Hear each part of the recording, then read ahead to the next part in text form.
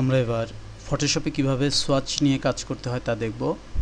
Swatch বা অনেকে এটিকে আরও প্রচলিত ভাষায় সচেস বলে থাকেন। এটি মূলত হচ্ছে এক ধরনের কালার কম্বিনেশন টেকনোলজি, যেটি ব্যবহার করে একজন ডিজাইনার তার পছন্দের কিছু কালারের স্যাম্পল আগে থেকেই তৈরি করে নিতে পারে এবং সেই স্যাম্পলগুলো ব্যবহার করতে পারে। ধরুন আমি একটি ছবি তৈরি করছি যেখানে ব্লু কালার, বেগুনি কালার, ব্ল্যাক, কিছু রেড ইত্যাদি কিছু কালারের প্রয়োজন। তো আমি আমার সচে এই কালারগুলোকে আগে থেকেই তৈরি করে নিতে পারি। অনেক সময় হয়তোবা রেডের সাথে একটু ব্ল্যাক মিলিয়ে কালারটিকে কিছুটা রেড ব্ল্যাক মিক্সড মোডে নিতে হয়, সেক্ষেত্রেও আমরা এই কাজগুলো এই সস থেকে করতে পারি। আমরা এবার দেখব কিভাবে আমরা আমাদের সসেসে পার্টিকুলার কোনো কালার অ্যাড করতে পারি। এর জন্য আমাদের যা করতে হবে তা হচ্ছে আমার এই কালার পিকার থেকে আমার যে পছন্দের যে কালারটি, যে মোডের কালারটি আমি পছন্দ করছি সেই কালারটিকে আগে পছন্দ করব, নির্বাচন করব এখান থেকে।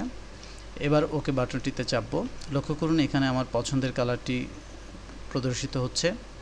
এবার আমি আমার যে সচেস আছে সেখানে রাইট বাটন চাপলেই এ ধরনের একটি উইন্ডো দেখতে পাবো, কালার সচেস নেম। এখানে আমরা এর একটি নাম প্রদান করতে পারি। আমি এখানে সচেস 2 দিচ্ছি, আপনি যে কোনো নাম এখানে প্রদান করতে পারেন।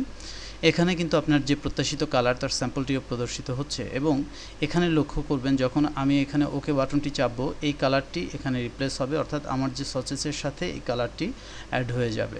আমি ওকে বাটনে চাপছি, লক্ষ্য করুন এখানে কালারটি অ্যাড হয়ে গেছে। এবার আমি আমার প্রয়োজন অনুযায়ী যখন এই কালারটি প্রয়োজন হবে তখন এই কালারটি ব্যবহার করতে পারবো। আমি এখন ডিফারেন্ট একটি কালার দিয়ে কিছু আঁকছি। এবার আমি এই কালারটি এখান থেকে নির্বাচন করে নিব। এবার আমি সেই কালারটি দিয়ে কিছু আঁকবো।